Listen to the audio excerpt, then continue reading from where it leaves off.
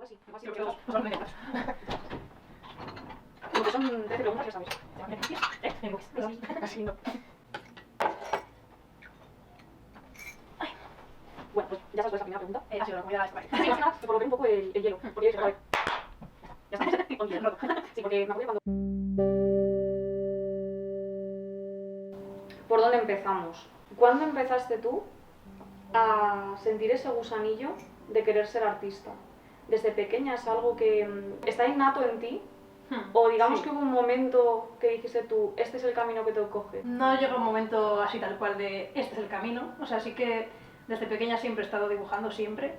Me encantaba y luego, bueno, en clase también me pasaba las clases dibujando, bueno, todo el tiempo. Entonces, como que era algo que no podía verme sin hacer eso. Luego ya cuando empiezas ya un poco más mayor a pensar en qué vas a estudiar después del instituto, qué vas a hacer, pues ahí ya sí que lo ves como de una forma un poco más profesional, ¿no? ¿Qué camino voy a tomar para poder seguir con esto que me gusta? Pero bueno, fue como muy orgánico, supongo, ¿no? Así que bueno, pues teniendo algunos referentes de, vale, se puede vivir del arte, sí que eso también te hace verlo más como una profesión seria, pero bastante orgánico. Luego, por ejemplo, en el tema de elegir exactamente qué estudios, hice el bachiller de artes, luego ya pues bellas artes.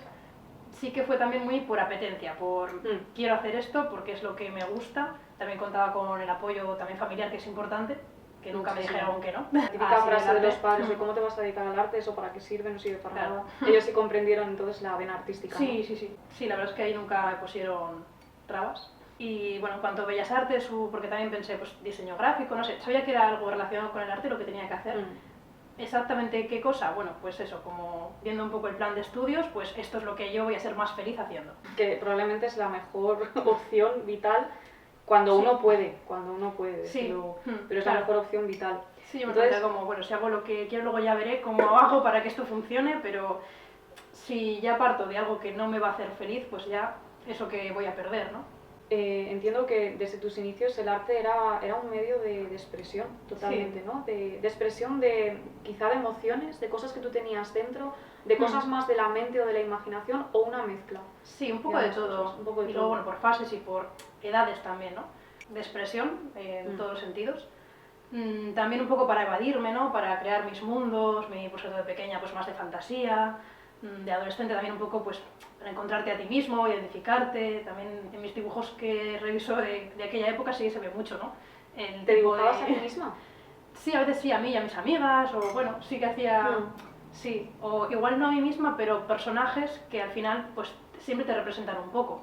E incluso aunque dibujes o pintes a otra gente, al final siempre hay un poco de ti. Sí, de alguna forma simbólica o dejas algo de ti. Sí, y luego bueno, pues el arte también esa parte también de terapia también ha sido muy importante en algunas épocas de mi vida, y como es como un poco una meditación también a veces, porque estás en ese estado meditativo que estás trabajando en algo y apartas otros pensamientos y ahondas un poco y como autoconocimiento también. Sí, como el famoso trance, ¿no? Del artista que a veces oye recibe la inspiración de las musas. Esa inspiración, ¿cómo te llega a ti? ¿Te llega a través de, por ejemplo, estás haciendo algo cotidiano o estás en cualquier otra actividad? ¿Te llega como una ráfaga, es algo fulminante, o vives imbuida en un estado donde más o menos ves creatividad en todo? Pues igual, bueno, no tanto como algo así puntual, sino yo creo que se van construyendo las ideas poco a poco con tus experiencias vitales, con diferentes momentos, pero sí que es verdad que suele llegar un momento en el que como que hace clic y dices, vale, por aquí tengo que seguir. Que incluso la idea no está del todo acotada, no está del todo clara, y seguramente incluso aunque te pongas con una idea un poco más o menos fija, al final el cuadro te lleva por otros caminos, pero sí hay un momento que sí como que eclosiona en algo y dices, vale, esto me sirve para a lo mejor tirar por aquí. Y bueno, a veces suele ser en momentos, igual por ejemplo, cuando estás antes de dormir, como un poco en ese estado de duerme-vela, o momentos así un poco, no sé, o en la ducha, o cosas así como más de relax cuando llega un poco la idea. Mira, cuando has dicho lo de la duerme-vela he pensado, ¿alguna vez, por ejemplo, has tenido algún tipo de sueño, algo que venga directamente del mundo onírico, que has dicho, buah, esto lo tengo que pintar, o de alguna forma una parte de este sueño la tengo que reproducir en mi arte? ¿Tienes inspiración onírica? Sí, o sea, de hecho sí que empecé un cuaderno de... Bueno, yo apunto los sueños que tengo Y sí que tengo otro cuaderno en el que estuve empezando a trasladarlo a dibujos. Pero bueno, ya para las series de obras que tengo más grandes, más largas, sí que igual ahí hay un poco más racional. No son igual tan directamente oníricas, pero sí que me gustaría explorar más también esa parte. Y también un poco más la parte de autoconocimiento, igual no directamente de sueños, pero sí de trabajar un poco más la sombra, no sé, esa parte interior. Bueno, no sé si esa obra la mostraría o no, sería también algo más experimental. Bueno. Sí, porque yo creo que es interesante, ¿no? Lo que sale del subconsciente, que a veces son imágenes que no controlas, te lo pone el sueño como si fuera un escenario, ¿no? Donde se proyecta el subconsciente. Y me parece una idea interesantísima de explorar en el arte, muy en la línea del surrealismo también, ¿no? De sacar todo del mundo de los sueños. ¿Por qué decidiste centrarte en el retrato contemporáneo y concretamente en el retrato femenino? Bueno, supongo que también ha surgido todo muy orgánicamente, como dije antes, y de la misma forma que de adolescente a lo mejor me expresaba mucho también con el retrato femenino, por buscar esa feminidad, esa mujer que empezaba a ser y construirla, luego ha seguido en mí porque el cuerpo femenino es con el que más me identifico y con el que mejor puedo expresar y explorar diferentes emociones o pensamientos. Luego también, bueno, ya a nivel más técnico, por ejemplo, sí que me encanta representar el volumen, luz, sombra, entonces el cuerpo femenino creo que da muchas posibilidades para ello. Y ya sobre todo pues en el tema de la sexualidad, que trabajo mucho, pues ahí la verdad es que sí que tengo un poco un fetiche con las formas femeninas. Supongo que por eso sobre todo. Ahora sí que quiero empezar a introducir un poco más la figura masculina en mi obra, pero aún así siempre tengo fijación en el retrato femenino, ¿no? Me parece mucho más expresivo. Y bueno, el retrato en general, en comparación con paisaje o abstracción, porque me parece como que llega más a esa introspección humana a la que quiero aludir. Yo me identifico incluso también cuando veo obras en museos, me llega muchísimo más el retrato que otro tipo, no sé, el bodegón, pues no me dice, bueno, hay bodegones y bodegones, pero no me dice tanto, ¿no? Como espectadora, entonces como artista, pues también me gusta más. También se ha dicho, hablando de los bodegones, que el bodegón es un género que ha estado como más relegado a las mujeres artistas, ¿no? Porque las mujeres artistas como iban a pintar grandes obras, grandes figuraciones, y el bodegón parecía un género menor, entre comillas, y además concretamente que las mujeres se dedicasen a pintar bodegones de flores, ¿no? Que es como ya lo más femenino de lo más femenino, ese es un poquito el prejuicio que hay, ¿no? Hablando de técnicas, ¿tú a qué técnicas artísticas sueles recurrir más? ¿Con qué técnicas te sientes más cómoda y con qué soportes? Es decir, lienzos, sobre tabla, ¿cuál? Sobre todo el dibujo y la pintura. Dibujo, bueno, con grafito, carboncillo, más bien igual el grafito creo que da más posibilidades, las barras de grafito, y me parece que puedes hacer mucho más detalle. Y luego en cuanto a pintura, óleo, sí que a veces hago una técnica mixta, empiezo con acrílico y luego sobre ello trabajo con óleo, pero el óleo da más posibilidades, más matices, entonces me gusta mucho más. Y no sé, parece más manejable. Sí que tiene tiempos de secado más largos, pero da más posibilidades. En cuanto a soportes, trabajo tanto madera como lienzo, y bueno, cada uno tiene sus particularidades, entonces no podría elegir uno sobre otro. La madera sí que es igual lo que he trabajado más recientemente en obras más extensas, en series, y la verdad es que me gusta mucho, y también incluso en algunas aprovechar el propio tono de la madera para que se vean las diferentes capas y aprovecharlo como color. También me recuerda un poco a las acuarelas, ¿no? A la acuarela inglesa, que ellos aprovechan los fondos blancos que tiene el propio papel para hacer la luz, para hacer los cielos, ¿no? Tiene mucho sentido aprovechar el propio material del soporte. Hablando, bueno, en tu obra yo creo que hay mucha introspección de la identidad femenina. Esto ya es a modo de reflexión entre las dos, ¿no? Si lo podemos sacar un poquito. Pero ¿hacia dónde piensas que está evolucionando la identidad femenina hoy en día? ¿Hay alguna tendencia que vemos a través de las redes sociales?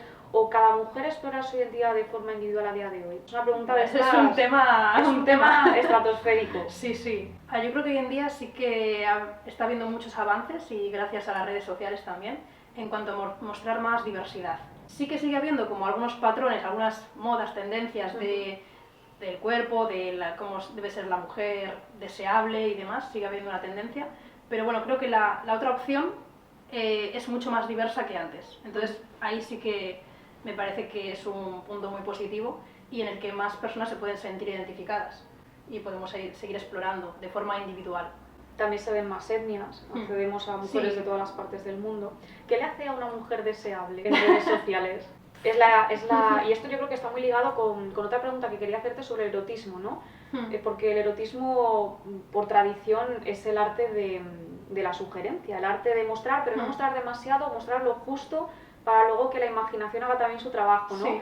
Por lo que yo percibo, ese erotismo sí que se está perdiendo en las redes sociales en detrimento de esa sobreexposición, más explícito, efectivamente. ¿Hacia dónde está yendo el erotismo?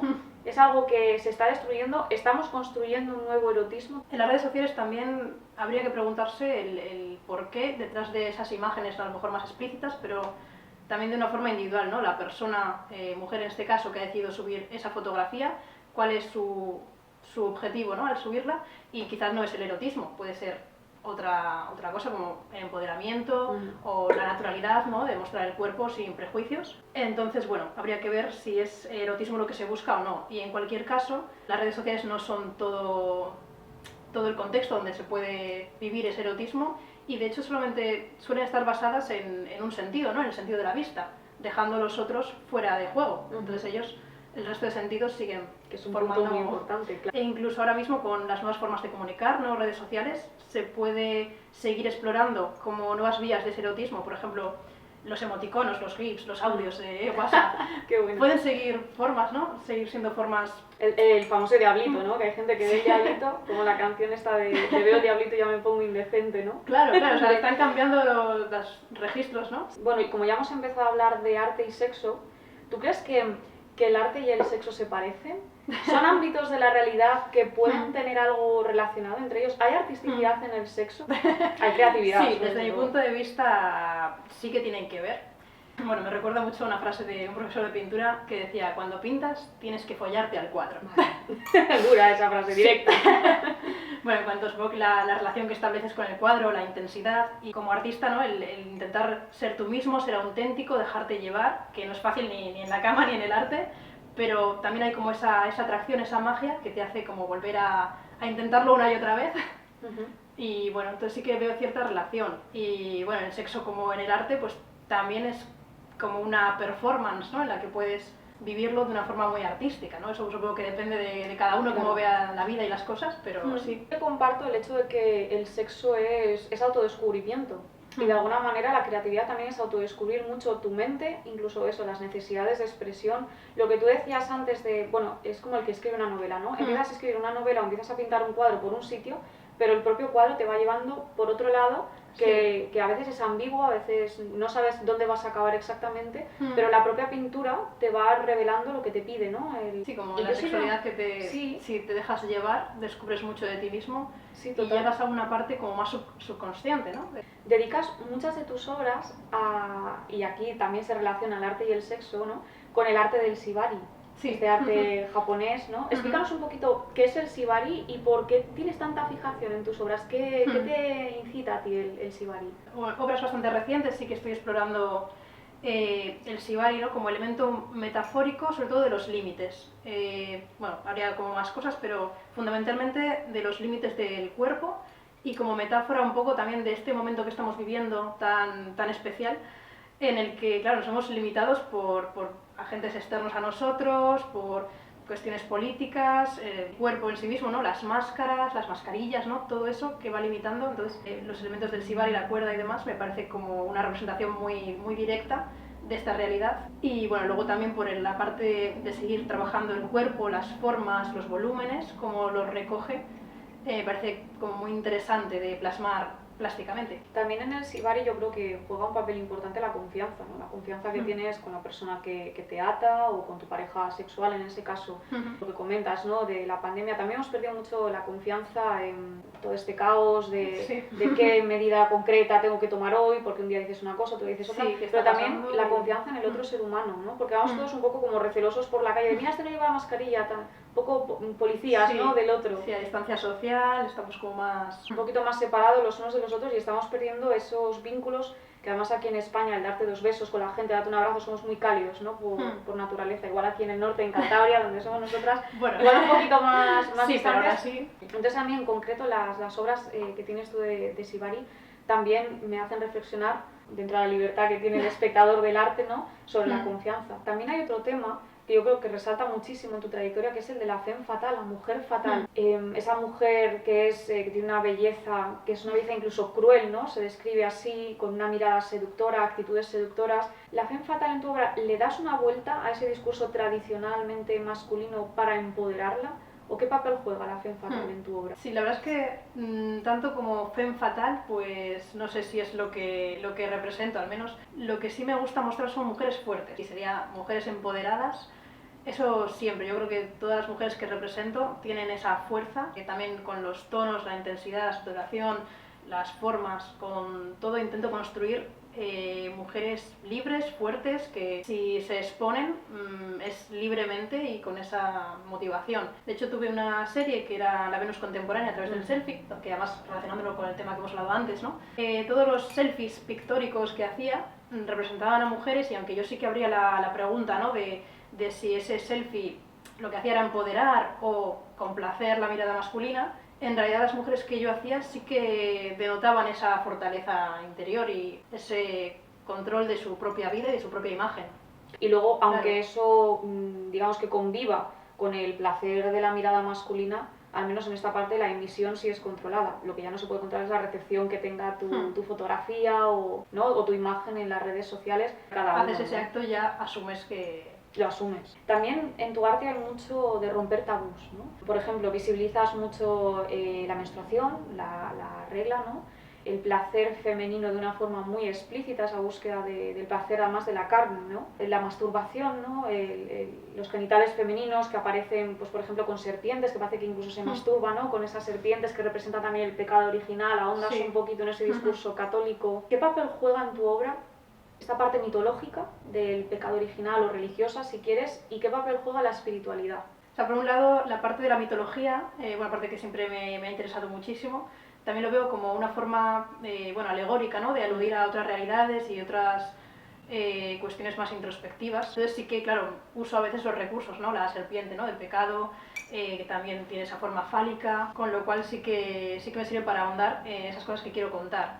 De una forma pues muy introspectiva, muy individual, pero que al final yo creo que es la forma de que otras personas se sientan aludidas y bueno, así llegar como a más, ¿no? En cuanto a lo espiritual, sí que es algo que me gustaría también profundizar un poco más, pero sí pienso que toda esta mitología, estas metáforas, los elementos también que tienen otras obras, por ejemplo, pues la mariposa y demás. ¿Qué simboliza, por ejemplo, en esta obra la mariposa? Pues bueno, ahí sería un poco, por una parte, la transformación, ¿no? Que tiene yo creo que mucho que ver con los ciclos de la mujer, los cambios por los que vas experimentando en tu vida. Y bueno, luego junto con el pecho, por un lado también lo que habíamos hablado de la mujer fuerte, ¿no? El que está ocultando uno pero mostrando otro, no está decidiendo qué mostrar, ¿no? Y bueno, luego también el elemento visual de esta mariposa justo encima del pezón, el juego estético que genera sensaciones muy, muy viscerales, ¿no? Bueno, luego comentaremos un poquito las obras que tienes por el taller, lo enseñaremos también. Pero me queda una última pregunta, porque en tu trayectoria también vemos mucha figuración, mucho cuerpo femenino, retrato femenino, cuerpos muy diferentes, cuerpos que tienden a una voluptuosidad, en el caso femenino, ¿no? Sí. Pero sí que vemos que, bueno, que te sales un poquito de los cánones normativos, ¿no?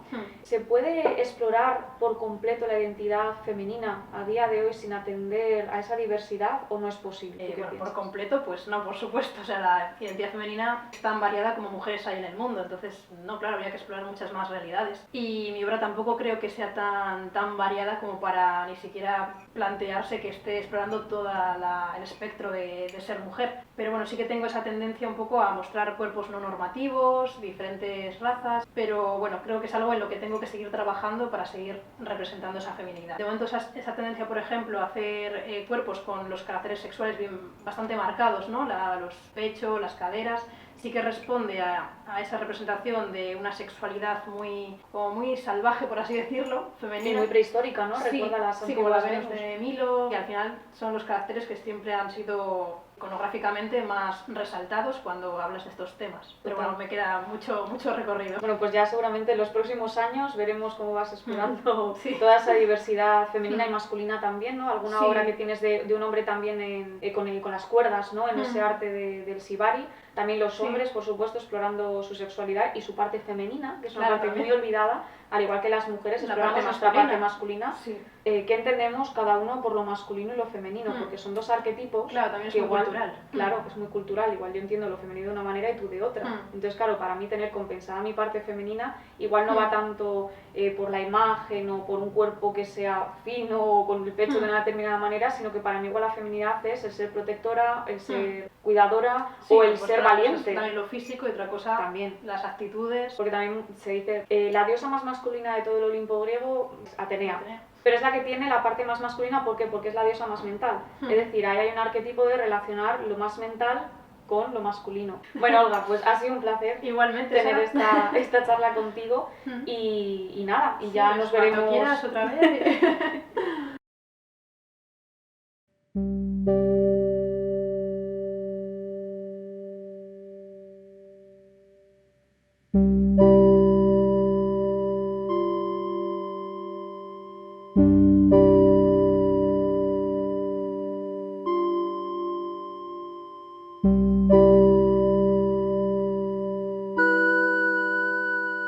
Thank you.